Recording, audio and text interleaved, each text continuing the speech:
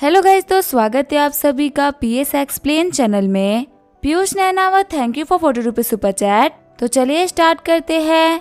Last episode में हमने देखा था जैसे ही टोनी क्लब से बाहर आता है वो देखता है ईहान और वुशवांग को कुछ लोग किडनैप कर रहे होते हैं। फिर जैसे ही वो किडनैपर्स अपनी कार लेके निकल रहे होते हैं तभी वुशवांग के बॉडीगार्ड उसका पीछा करना स्टार्ट कर देते हैं। लेकिन तभी एक टैक्सी आते हुए उन लोगों के रास्ते को ब्लॉक कर देती है। चिढ़ते हुए बॉडीगार्ड से कैप्टन बोल रहा होता है सब कुछ खत्म हो गया, हमारे पास में दौड़ के जाने के अलावा और कोई ऑप्शन नहीं बचा। और वो कार कम से कम 150 किलोमीटर पर आवर की स्पीड में जा रही है, इसी वजह से उसको दौड़ के पकड़ना तो इम्पॉसिबल है। लेकिन तभी टोनी उनके पास से दौड़ते हुए निकलता है। शॉक्ड होते हुए बॉडीगार्ड बोल रहा होता है क्या वो कोई सुपर हीरो था। वहीं दौड़ते हुए टोनी सोच रहा होता है वेंसडे बोल रहा था कि इन लोगों के ऊपर कोई तो दिक्कत आ सकती है, मुझे उसकी बातें पहले ही भरोसा कर लेना चाहिए था। वही किडनैपर्स रियल व्यू मिरर से देखते हैं कि टोनी उन लोगों का पीछा कर रहा होता है। ड्राइवर बोल रहा होता है बॉस यहाँ पे एक लड़का है जो कि हम लोग का पीछा कर रहा है और पता नहीं कैसे लेकिन वो हम लोग की कार की स्पीड को मैच कर पा रहा है। मैं ऑलरेडी कार को 100 किलोमीटर पर आवर की स्पीड से चला रहा हूँ, लेकिन पता नहीं फिर भी कैसे वो बंदा हम लोग की बराबरी कर पा रहा है। बुद्धा मास वाला बंदा बोल रहा होता है थर्ड ब्रदर, कार की स्पीड को बढ़ा दो, चाहे कुछ भी हो जाए हम किसी के भी हाथ नहीं लगने चाहिए। फिर वो ड्राइवर बोल रहा होता है ठीक है बॉस, ये बोलते वो कार की स्पीड को बढ़ा देता है। फिर वो बंदा रियल व्यू मिरर में देखते हुए बोल रहा होता है लड़के तुम्हें क्या लगता है, क्या तुम एक्सेलरेट हो जो कि हम लोग का पीछा कर रहे हो, इतनी तेज चल रही कार को तुम कभी भी कैच नहीं कर पाओगे। फिर वो विंडो से अपना हाथ बाहर निकालते हुए टोनी को अपनी पैरी उंगली दिखा देता है। चिढ़ते हुए टोनी बोल रहा होता है कि इस कमीने की हिम्मत कैसे मुझे प्रोवोक करने की, ये सोच रहे हैं कि मैं एक ह्यूमन होते हुए कार का पीछा नहीं कर सकता। लेकिन अब मैं इन लोगों को दिखाऊंगा कि टोनी स्टार को गुस्सा जाने का मतलब क्या होता है। फिर टोनी गुस्से में बोल रहा होता है मेरे जितने भी एट्रीब्यूट पॉइंट्स है ना उन सभी को स्ट्रेंथन कर दो। सिस्टम बता रहा होता है होस्ट हमने आपके कॉन्स्टिट्यूशन, स्ट्रेंथ, एजिलिटी, स्पीड को बढ़ा दिया है और आपके इन सारे एट्रीब्यूट्स को बढ़ाने में 200 पॉइंट्स लग गए हैं। टोनी सोच रहा होता है ये फीलिंग सच में बहुत ही कमाल की है, मुझे ऐसा फील हो रहा है कि मेरी हर एक बोन अंदर से ट्रांसफॉर्म हो रही है, मेरे रगों में जो बह रहा खून है उसके अंदर पावर की एक लहर दौड़ रही है और अब मुझे फील हो रहा है कि इसका को पकड़ना क्या, मेरे लिए प्लेन को पकड़ना भी चुटकी का काम है। ये बोलते हुए टोनी ने बहुत ही स्पीड में भागना स्टार्ट कर दिया होता है। टोनी बोल रहा होता है जिस कमीने ने मुझे अपनी पैरी उंगली दिखाई थी ना, अगर मैंने उसके उस उंगली को तोड़ नहीं दिया तो मेरा नाम भी टोनी स्टार्क नहीं। वही जो थर्ड ब्रदर होता है वो बोल रहा होता है बॉस हमने उस लड़के को काफी पीछे छोड़ दिया है, मैं कब से पीछे मुड़ के देख रहा हूँ लेकिन मुझे वो कहीं भी नहीं दिख रहा। और वैसे भी अगर लॉजिकली देखा है तो 150 किलोमीटर पर आवर की स्पीड वाली कार को कौन रोक सकता है। बुद्धा मास्क वाला बंदा बोल रहा होता है हाँ मैं इस बात को मानता हूँ, लेकिन हमारा एक गलत मुंह हमारे ऊपर काफी भारी पड़ सकता है। हमने यहाँ पे किसी नॉर्मल लड़कियों को किडनैप नहीं करा, ये दोनों ही लड़कियाँ हमारे लिए सोने की मुर्गियाँ है। थर्ड ब्रदर फटाफट से हम लोग को वेयर हाउस लेके चलो, हम वहाँ पे जाने के बाद में अपनी कार्स को चेंज कर लेंगे क्योंकि यहाँ के जो सर्विलेंस कैमरा है उन लोगों ने अभी तक हमारी कार को नोटिस कर लिया होगा और आगे इस कार को लेके जाना खतरे से खाली नहीं है। तभी जो वुशवांग होती है वो होश में जाती है। वुशवांग बोल रही होती है तुम लोग कौन हो और देखो अगर तुम लोग यहाँ पे सब कुछ सिर्फ पैसे के लिए कर रहे हो ना तो तुम मुझे अमाउंट बताओ, मैं तुम्हें अभी कभी पे कर दूंगी, पर प्लीज तुम हम दोनों के साथ में कुछ भी गलत मत करना। तभी जो वो बुद्धा मास वाला बंदा होता है वो वुशवांग के गले के ऊपर चाकू रख देता है। कांपते हुए वुशवांग सोच रही होती है तो बहुत ही खतरनाक है। बुद्धा मास वाला बंदा बोल रहा होता है देखो मुझे इतना तो पता है कि तुम दोनों नॉर्मल फैमिली से तो बिलोंग नहीं करती, ये लो मेरा अकाउंट नंबर, इसके अंदर अभी के अभी $100 मिलियन ट्रांसफर करो, फिर मैं सोच सकता हूँ कि तुम्हें जाने देना है कि नहीं जाने देना। वुशवांग बोल रही होती है सिर्फ और सिर्फ 100 मिलियन की ही बात है ना, मैं अभी के अभी ट्रांसफर कर देती हूँ। तभी ईहान बोल रही होती है एक्टिंग करना बंद करो, मुझे पता है कि तुम लोग ऑर्डिनरी किडनैपर्स नहीं हो, कोई भी नॉर्मल किडनैपर हमारे बॉडीगार्ड से बचते हुए हम लोगों को किडनैप नहीं कर सकता। तुम लोगों ने हमें किडनैप करने के लिए हमारे मूवमेंट को सही तरीके से जांचा है, उसके बाद ही हम लोगों को किडनैप करा। तुम जैसे परफेक्ट किडनैपर 100 मिलियन के लिए तो ये काम नहीं करेंगे। देखो मैं यहाँ पे साफ साफ बोल रही हूँ, मुझे बताओ कि तुम्हें यहाँ पे किसने भेजा है, शायद अगर तुम मुझे सच बोल दोगे ना तो शायद तुम्हारी यहाँ पे जिंदगी बच जाएगी और मैं तुम्हें काफी अच्छा खासा अमाउंट भी दे दूंगी लाइफ बिताने के लिए। वुकोंग मास्क वाला बंदा बोल रहा होता है बॉस लड़की है तो बहुत ही स्मार्ट, ये झटके में इसने पता लगा लिया कि हमें यहाँ पे किसी ने तो भेजा है, लेकिन इसको क्या लगता है क्या ये कुछ पैसे में हम लोग को खरीद लेगी, और वैसे भी कोई बेवकूफी होगा जो कि इन लोगों को इस पोजीशन पे आके छोड़ेगा, चाहे ये लड़कियां हमको कुछ भी क्यों ना बोल दे, लेकिन अगर हम इन लोगों की फैमिली के हाथों लग गए ना तो ये सबसे पहले हम लोग को मरवाएगी। बुद्धा मास वाला बंदा बोल रहा होता है सेकंड ब्रदर, इस लड़की की आवाज सुनकर मुझे काफी ज्यादा गुस्सा आ रहा है, इससे पहले कि मैं यहाँ पे कुछ कर दूं तुम इन लोगों को हाई डोज देके इनको बेहोश कर दो, वैसे भी इन लोगों का जागे रहना हमारे लिए बिल्कुल भी सही नहीं है। तभी वो लोग वहाँ पे वुशवांग और ईहान को बेहोश करने लगते हैं। किडनैपर्स बोल रहे होते नशे में होने के बावजूद भी लोग कितना रेजिस्ट कर रही है ना, बॉस हम इन लोगों को सामने वाले पार्टी को हैंड ओवर करने से पहले एक बार इन लोगों के साथ मजे करेंगे। लेकिन तभी हम देखते हैं उनके कार के जो शीशे होते हैं वो टूट गए होते हैं। वही कार के बाद जो टोनी होता है उसने कार को काफी खतरनाक किक मारी होती है। अंदर जो किडनैपर्स होते हैं वो बोल रहे होते हैं कि हमको किसी कार ने हिट कर दिया, जिसकी वजह से हमारे कार के ऊपर इतना गंदा इम्पैक्ट पड़ रहा है। बुद्धा मांस वाला बंदा सोच रहा होता है तो वही बंदा जो कि हम लोग का पीछा कर रहा था आखिर हम लोग के बराबर कब आ गया। तभी जो टोनी होता है वो गेट को उखाड़ के साइड में फेंक देता है। टोनी को देखते हुए बुद्धा मांस वाला बंदा काफी ज्यादा घबरा गया होता है। मांस वाला बंदा बोल रहा होता है थर्ड ब्रदर जल्दी करिए, जल्दी से गाड़ी को भगाइए, पता नहीं ये मॉन्स्टर हमारे पास में कहाँ से आ गया है। तभी टोनी उस बंदे को काफी खतरनाक किक मार देता है, जिसकी वजह से वो बंदा कार के बाहर रोड पे गिर जाता है। बुकोंग मांस वाला बंदा बोल रहा होता है उस बंदे ने बॉस को इतनी खतरनाक किक मारी ना कि पक्का से बॉस की गर्दन टूट गई होगी, और नीचे गिरने के बाद में पक्का से बॉस का बचना तो इम्पॉसिबल है। सेकंड ब्रदर बोल रहा होता है बॉस ने हम लोग अपने बच्चों की तरह पाला था और इस कमीने ने हमारे बॉस को ही मार दिया।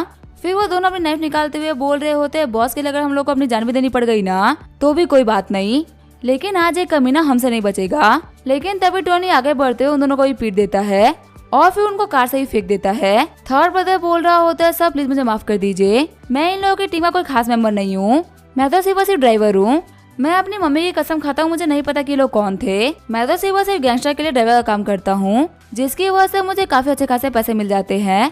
टोनी बोल रहा होता है अपनी कार को साइड में पार्क करो और उसके बाद में तुम इसमें से निकल के भाग सकते हो, मैं कुछ भी नहीं बोलूंगा, लेकिन शर्त सिर्फ और सिर्फ एक है, अगर भागते वक्त तुम्हारे कदम रुक गए ना तो मैं तुम्हें नहीं छोड़ूंगा। तुम ना तो पीछे आ सकते हो और ना ही तुम रुक सकते हो, तुम्हें लगातार भागना होगा। मुझे कोई फर्क नहीं पता कि तुम्हारे सामने गाड़ी आती है या फिर क्या आता है, बस तुम्हें लगातार भागना होगा। फिर वो बंदा गाड़ी को साइड में पार्क करते हुए बोल रहा होता है ठीक है सर, मुझे याद है कि मुझे क्या करना है। जैसे वो गाड़ी से बाहर निकलता है वो भागना स्टार्ट कर देता है, लेकिन वो देखता है कि उसके सामने एक ट्रक आ रही होती है। वो बंदा सोच रहा होता है अगर मैं आगे गया तो मुझे ट्रक मार देगी और अगर मैं पीछे गया तो ये बंदा मुझे मार देगा। अगर मुझे मरना ही है तो मैं ट्रक से मरना पसंद करूंगा, ना कि इस बंदे से मार खा के मरना। तभी वो ट्रक वाला बंदा फोर्थ ब्रदर को वहीं पे कुचल देता है। ट्रक से निकलते हुए बंदा बोल रहा होता है मेरे से ये क्या हो गया, लगता है मैंने यहाँ पे किसी को कुचल दिया है, पर आखिर इतना बड़ा आदमी रोड पे से पागलों की तरह क्यों भाग रहा था।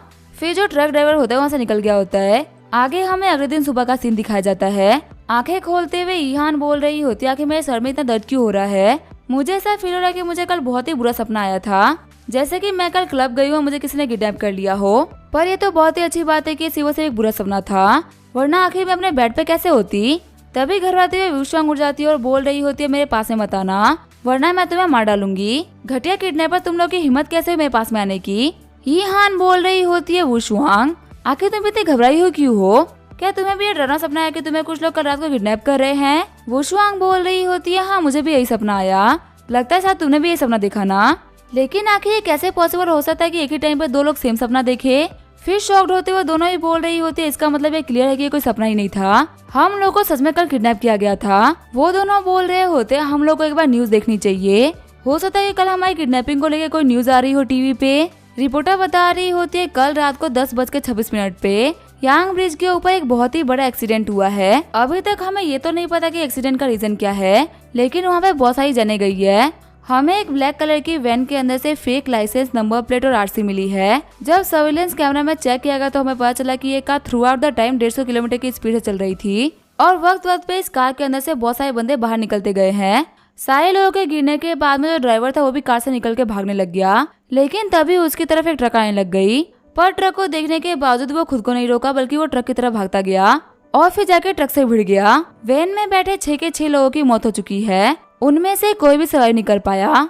वैन के अंदर से उन लोगों के पास से इलीगल नाइफ और वेपन्स मिले हैं। कुछ आई विटनेसेस ने बताया कि कल क्लब के बाहर 2 लड़कियों को इन्हीं वैन के अंदर किडनैप किया गया था। पुलिस की रिपोर्ट के हिसाब से बताया जा रहा है कि शायद से वो दोनों लड़कियां थी ना, वो दोनों की दोनों पुलिस की स्पेशल फोर्सेस से थी। इसी वजह से किडनैप होने के बाद में उन दोनों ने किडनैपर के साथ में फाइट करना स्टार्ट कर दिया। इसी हाथापाई में उन लोगों ने सारे किडनैपर्स को मार भी दिया और स्पेशल फोर्सेस होने की वजह से सर्विलेंस कैमरा से बच के वो लोग भाग भी गई। वुशुआंग बोल रही होती अब हमें पता चल गया कि कल रात को जो भी कुछ हुआ था वो सपना नहीं था, हम लोगों को सच में किडनैप किया गया था और वहाँ पे सच में काफी खतरनाक फाइट भी हुई है। ईहान बोल रही होती लेकिन सोचने वाली बात तो ये है ना कि जब हम लोगों ने आंखें खोली तो हम इस होटल के कमरे में थे और रिपोर्टर बोल रही थी कि हम किसी स्पेशल फोर्स से बिलोंग करते हैं, लेकिन ये सच थोड़ी ना है। हमें इतना तो पता है कि हमारे लिए खुद से बच के निकलना बहुत ही मुश्किल था। वुशुआंग बोल रही होती है तो फिर क्या हम लोग को बचाने वाला टोनी स्टार्क है। मैंने मिरर में देखा था टोनी हम लोग को बचाने के लिए उन लोग का बहुत ही तेजी से पीछा कर रहा था। ईहान बोल रही होती है, सिस्टर वुशुआंग आप प्लीज थोड़ा सा मार्वल और डीसी की मूवी को देखना बंद कर दो। आपको पता है जो वो वैन थी ना, वो 150 किलोमीटर पर आवर की स्पीड से चल रही थी और इतनी तेज वैन के पास में एक ह्यूमन का दौड़ते हुए आना तो बहुत ही मुश्किल बात है। ईहान सोच रही होती अगर ये काम टोनी ने नहीं करा तो क्या हम लोग को बचाने वाला कोई बॉडीगार्ड था। वुशुआंग बोल रही होती है, मुझे बिलीव नहीं हो रहा, मैं टोनी से कॉल करके पूछती हूँ। जब वो टोनी को कॉल करती है तो टोनी बोल रहा होता है, हेलो कौन बोल रहा है, आज तुम्हारी वजह से मुझे काफी जल्दी उठना पड़ गया। वुशुआंग बोल रही होती है, मैं वुशुआंग बात कर रही हूँ टोनी। और टोनी तुम मुझे एक बात बताओ कि तुम कल रात को कहाँ पे थे। टोनी बोल रहा होता है, ये कैसा अजीब सा सवाल है, तुमने कल मुझे देखा था ना, मैं अपने दोस्त के सामने बैठ के ड्रिंक कर रहा था। मेरे दोस्त का ब्रेकअप हो गया था, इसी वजह से वो काफी गम में था और हम लोगों ने साथ में बैठ के रात भर ड्रिंक करी। अभी कुछ घंटे पहले तो मैं घर पे वापस आया हूँ। वुशुआंग सोच रही होती है, लगता है सच में हम लोग को बचाने वाला टोनी नहीं था, मैं फालतू में ऐसा सोच रही थी। वुशुआंग बोल रही होती है, ठीक है मैं कॉल रख रही हूँ, मैं तुमसे थोड़ी देर बाद में बात करती हूँ। तभी कोई अपने कमरे का गेट नॉक करता है। ईहान बोल रही होती है, ब्रदर झैंग आप मुझे बताइए कल रात को हुआ क्या था। बॉडीगार्ड झैंग बोल रहे होते, यंग मिस मुझे माफ कर दीजिए, कल रात को ये पूरा हादसा मेरे ना समझे और बेवकूफी की वजह से हुआ है। मेरे से चौकन्ना ना होने की वजह से आपके जान के ऊपर आ गई थी। उस वक्त हम तो कुछ भी नहीं कर पाए, लेकिन किसी ने आप लोग की जान बचा ली। आप लोग को पता है वो बंदा बिल्कुल किसी सुपर हीरो की तरह स्पीड में दौड़ते हुए जा रहा था। आपको लगेगा कि शायद मैं मजाक कर रहा हूँ, लेकिन उस बंदे ने दौड़ते हुए एक वैन को पीछे कर दिया।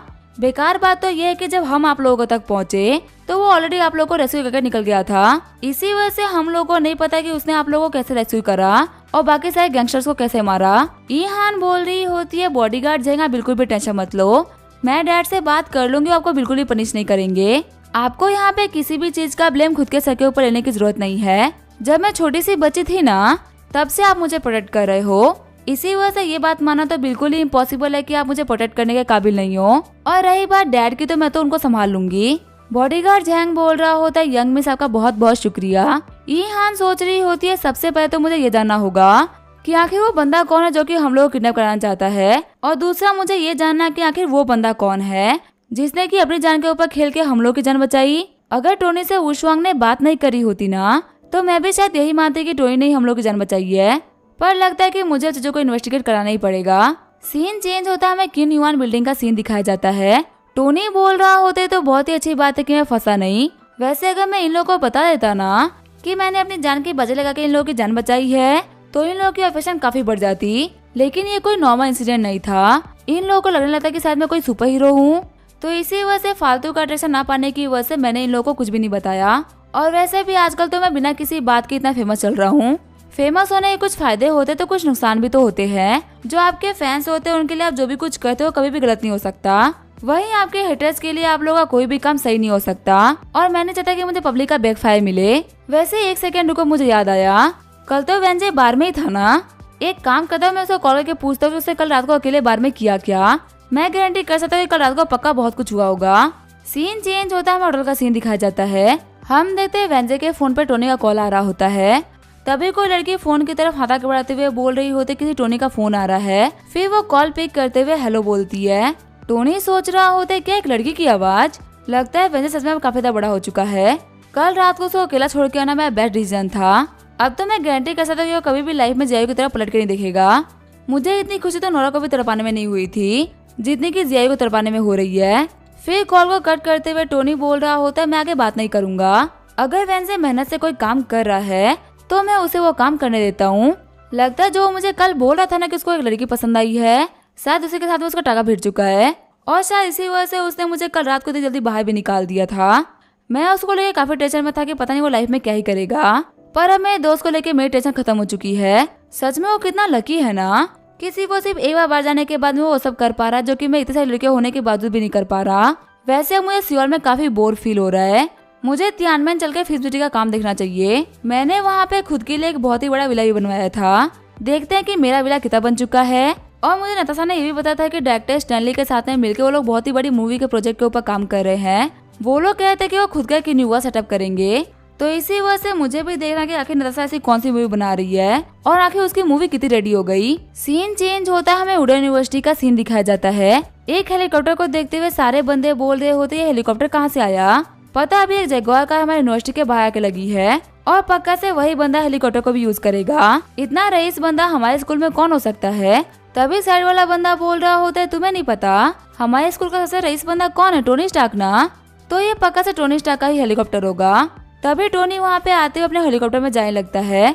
सभी लोग झुकते हुए बोल रहे होते हैं, मिस्टर स्टार्क आप तो कमाल के हो।